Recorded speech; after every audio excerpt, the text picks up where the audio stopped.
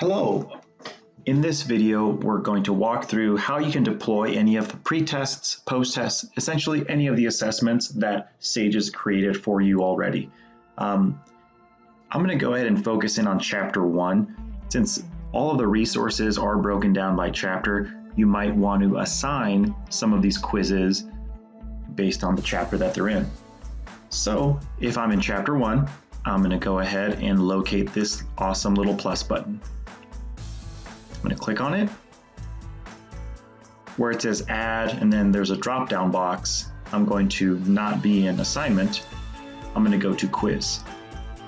Here you're going to see a variety of assessments that have been created per chapter. Within each chapter, you're going to have a post test, a pre-test, some review questions, the premium video quizzes, as well as a premium video core concept quizzes.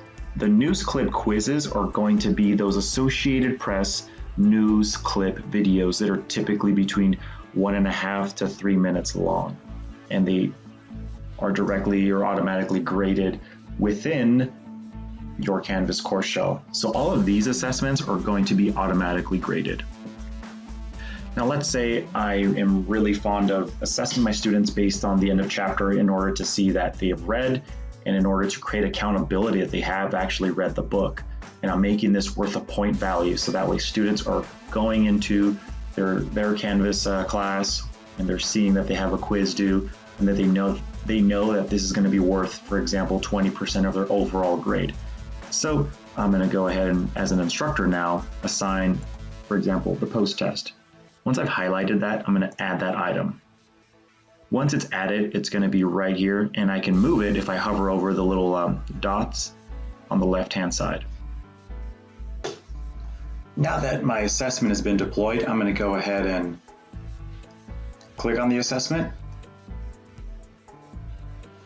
And here it'll let me know that it's once again not published, but we're going to go ahead and change that. Before we go ahead and publish it, I really want to edit the test. I want to review the questions, make sure the answers are correct, and want to make sure that everything is the way I want it to be. I'm going to go ahead and select Edit, which is this button here on the top right hand.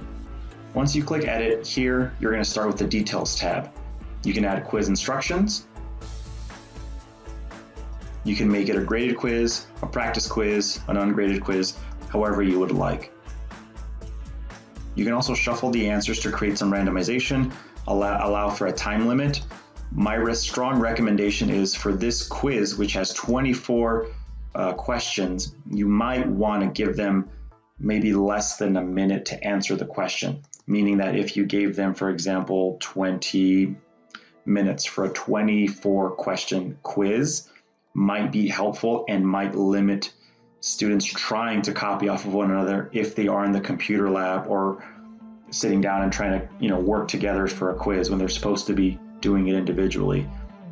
This would be really helpful because a lot of these questions are intended to be really pretty straightforward to answer. They're not overly difficult, especially if you've been attending lecture and if you've been reading. This is where that accountability comes in. So students who are reading the chapter, this is going to force them to really make sure that they know their stuff and that they're showing up prepared. So it really raises the stakes on these quizzes.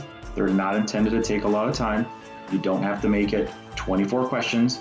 You can go ahead and go through and delete half of the questions and make it 10 questions and give them 8 or 5 minutes to answer those questions.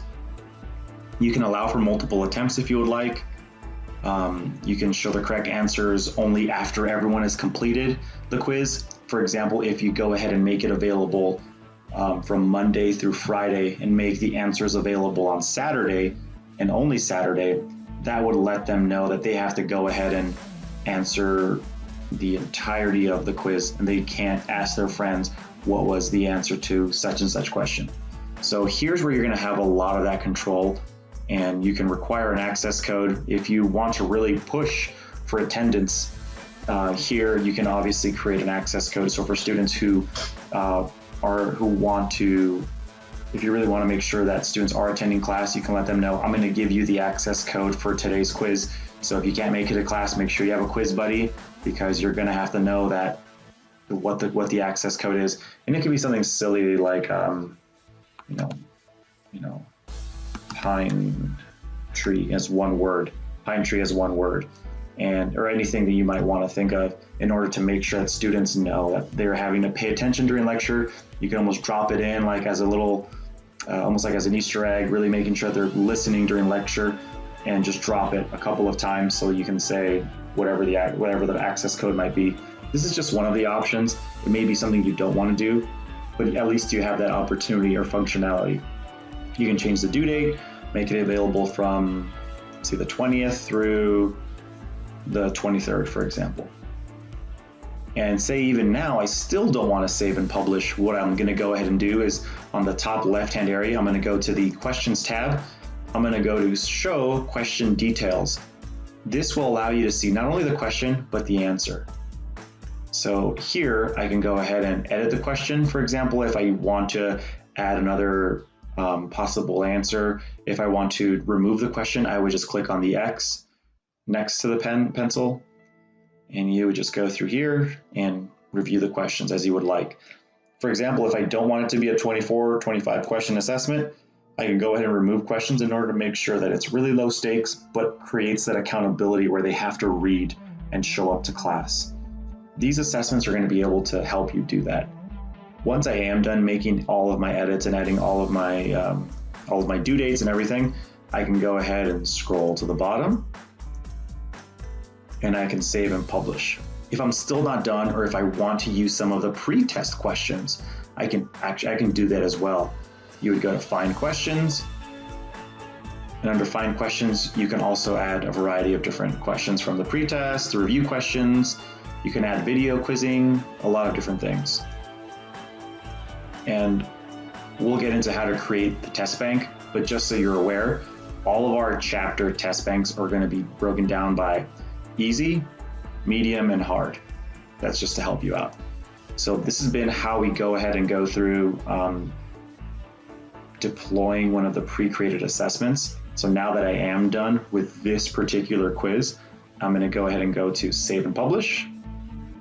Now it'll be available from the 20th through the 24th, and now all of my functionalities there are from the 20th to the 23rd, and there we go.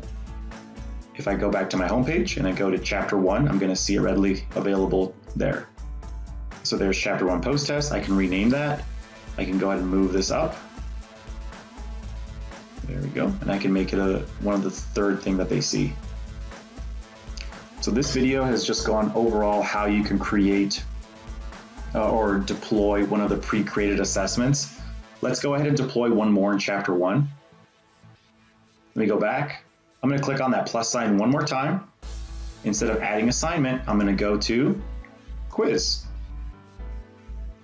And I really like those core concept videos, and they're usually 1 or 2 questions. So it's low stakes, but it really creates the opportunity to add accountability. So you're assigning a video, and now you're making sure that they actually watch the video. So I'm going to select Chapter 1, Sage Premium Video Quiz, Core Concepts. Add item. It's located right, the last item in Chapter 1. I'm going to go ahead and select that question, or that quiz. In the top right-hand area, I'm going to select Edit. I would go through here once again and make all of my changes. We went over that already. So what I'm going to do is go to Questions, Show Question Details, and this is how it would appear minus showing students the correct answer. So this is what the quiz would actually look like for students, where they have the link here, and if they're still confused, it says right here, click on the above link to access the interactive ebook. Once you've signed in, scroll to page 36 and watch the video. When you finish watching the video, come back and come back to the test and answer the following questions. What are social institutions? I'm going to go ahead and click on this link. It's going to take me directly to the portion of the video of the interactive ebook where that video is shown. I'm going to select the play button, and here I would watch the video. I'm going to go ahead and add those captions. Roles, groups, and organizations. This video is it's just under 2 minutes. It's a short video where it breaks down a difficult concept for me. And now after watching this video, I would go back to my quiz in Canvas and I would select the answer. And then I would submit. So this is how that appears to students. Once again, it's not going to show them the correct answer. But since we're in edit mode right now as an instructor, we would be able to review the questions. There's 4 or 6 questions here. I can remove the ones that I don't like. And once I'm done, I can go ahead and click Save and Publish. If I go to home, it is right there in Chapter 1. And I can move that as well. If you have any questions on this, please let us know. This video is supposed to be just an overall review about how you can deploy an existing assessment, which includes the pre-test, the post-test, and those premium video assessments.